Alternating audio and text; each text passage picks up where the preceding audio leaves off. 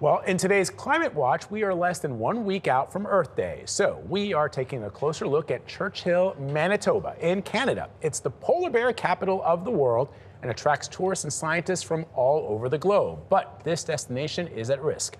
As the Arctic warms, the dangers for the polar bears and their surrounding community grow. CBS News Minnesota takes us inside the issue in a new documentary, On the Edge. How close are we to the tipping point, or are we already there?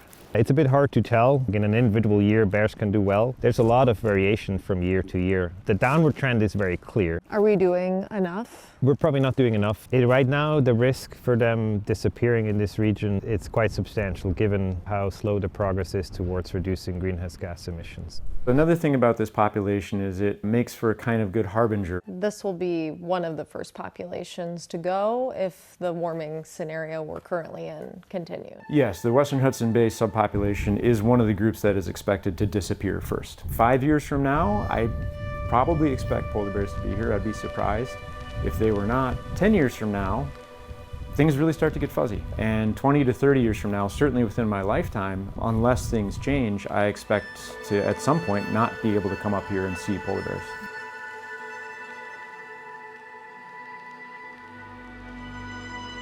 It's not something in the distant future. It's already impacting everybody now. We're really on the front lines in Churchill. That's right.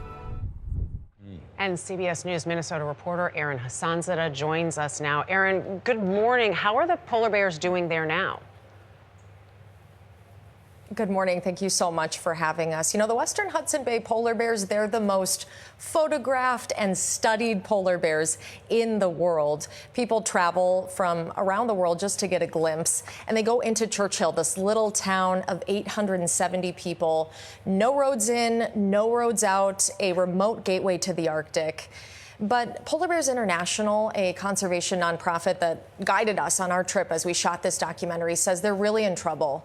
Their population has been cut in half in just 40 years because of the warming that's melting their homes on the sea ice. And so you've gone from 1,200 bears in that area to 600 in just a matter of 40 years. And I think you have some file footage actually from our WCCO archive, because we went there 30 years ago. And it is really interesting, in just 30 years, how much the conversation has changed. That's what you're looking at. Old video from our trip 30 years ago. Climate change was not part of the conversation. I have to tell you, Vlad and Dana, it was a story about people and polar bears living side by side. And just really troubling to see how our actions have changed the narrative so much since WCCO last traveled there 30 years ago.